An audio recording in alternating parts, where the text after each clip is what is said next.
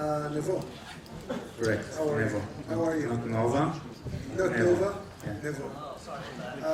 Nova is new and Nevo is in Hebrew? Nevo is the Mountain. mountain, but also the mountain. Let's keep it this way.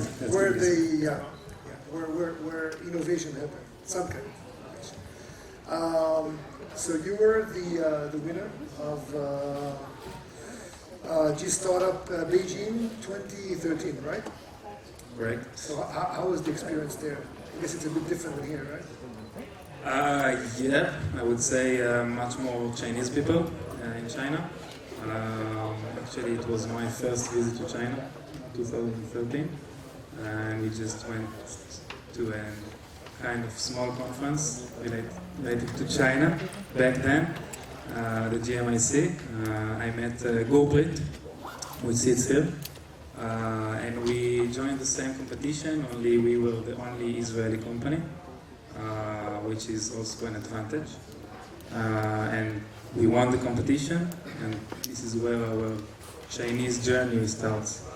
Good. So what progress did you make since then? So after this competition, we've seen a lot of traction, a lot of wow effect from the Chinese market. It took us several more months to take a decision to actually relocate our two of the founders, myself and my partner, to China. We changed the whole focus of the company. Pretty big influence of this conference.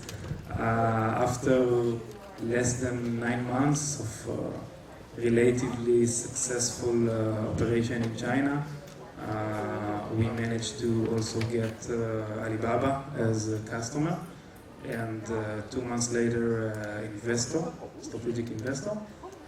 And since then, I would say since the beginning of last year, we work closely with Alibaba to develop their platform, mainly in the fields of promotion, loyalty, and anti-counterfeit. And today we work both with Alibaba as strategic partner, but also outside of Alibaba with very big brands in the fields of cosmetics and alcohol and beverages and stuff like this. So that's pretty amazing. I commend you for making the effort on just packing up and moving to China, just like that. It's not simple because all of us, being there, we naturally think on, okay, I'm going to expand globally. We had this session today, so I'll go to New York. If I'm really bold, I'll go to Silicon Valley. And if I'm really, really bold, I'll go to London. Tell it to my wife. Yeah, but really, well done on this, and I guess the results show. Well, getting an investment from Alibaba, it's pretty much a dream that most people here have. How did you get there? What happened? By luck.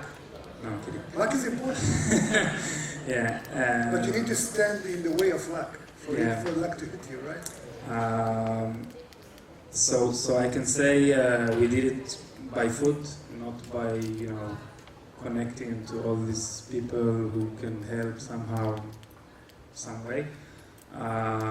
We just started the operation in China, and this is one of maybe my messages to the startups today. If you want to be in China, if you want to start something in China, you have to be there. You have to be there on the ground. Without this, there's no chance for a small startup to succeed in China. And after being there, you should. This is very typical for Israeli companies. Don't expect that the Chinese companies to appreciate your operation. Usually for Israeli companies, the advantage is the technology, and you have to prove that your technology is better. So how to get to a player like Alibaba? Bottom up. Start to win this company as a client, as a partner, do some kind of pilot to prove your value, and then you can talk about investment in much higher chances to convert it into a real investment. That makes a lot of sense. So what's next? What's up and coming for you? Like, where are you going now? So now we have our team here in Herzliya, which is the R&D and product, most of the product, and we grow our team in China as well. All of the sales, all of the marketing is in China. By the way, at the beginning, I thought I can actually, keep my operation and sales in the US, but after like 3 or 4 months, I had to actually fire all the people related to the West and focus in China. And this is what we did in the last year and a half. And these days we are going, except from China, not to the US, but to Taiwan and to Japan, and South Korea, and India. But it's China out. Great. This is the next steps. Sounds smart. So I'm curious, lots of people are saying, there's huge opportunity out there on the east, but not many people actually do that. And you did it. One of the reasons they don't do it is because it's unknown, it's untapped, it's more difficult. So give them something like a bright light on the horizon. What is one thing that is really amazingly good, positive, not business-wise. Business-wise is clear. Something around, just life. Shanghai, right? That's high, right? Yeah. If I start from maybe a small downer and then go up, okay? Okay. I think that first of all, as a small startup without a lot of funding, not as Ironsource, for example, as a small startup, that you want to start operation in China, if you want to do it, you have to focus on China, like I said before, and do only that. And also, if you have a family and small kids, it would be challenging. So take it really take the right decision in all, take into consideration everything, not only the business, not only the product, also the family and the consequence and the fact, if you are willing to go this further step. Once you decide, then China is amazing, really. Shanghai is one of the, I think, best cities out there. Manhattan is small next to Shanghai. And you can actually see an amazing culture and learn an amazing culture. And for me today, being in China is more natural than being in the US. I'm there for 2 years, but still, it's natural.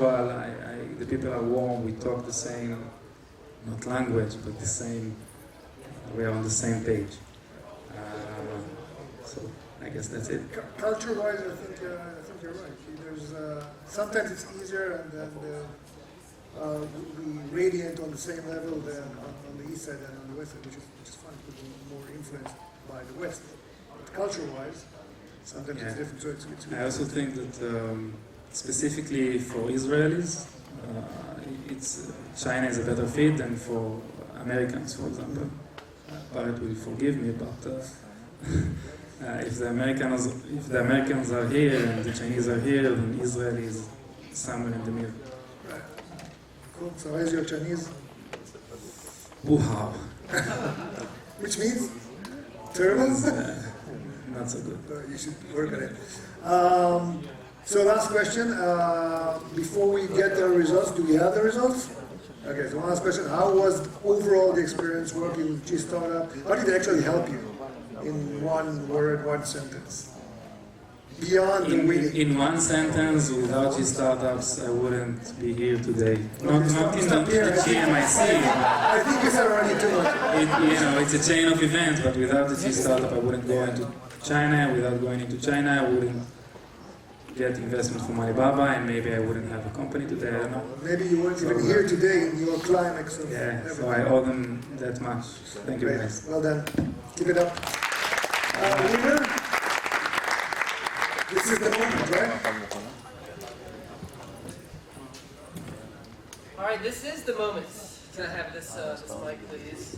Forgive me. Yes, this is the moment. So again, the winner I'm about to announce. The top one gets a $50,000 investment prize, and a host of other prizes, and also potential another $250,000 investment. Okay? Second prize gets $20,000 investment. Third prize gets some other prizes. No money. Okay? So the chances are that they have a 2 out of 3 chances of being in the money at this point, right? So if you're a poker player, you're all right now, right? All right. So without further ado, I'm going to try not to misread these and screw it all up, right? I'm going to say number 2 first. Okay, this is going to be second prize winner, $20,000 investment prize, Field and Tech.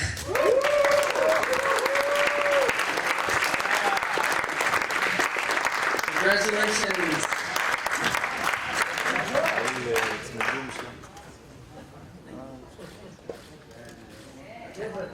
All right. This is going to take too long. We have. How about you stay on stage with us, please? First prize goes to Filter. Congratulations. And third prize goes to Trench. Very, very impressive company.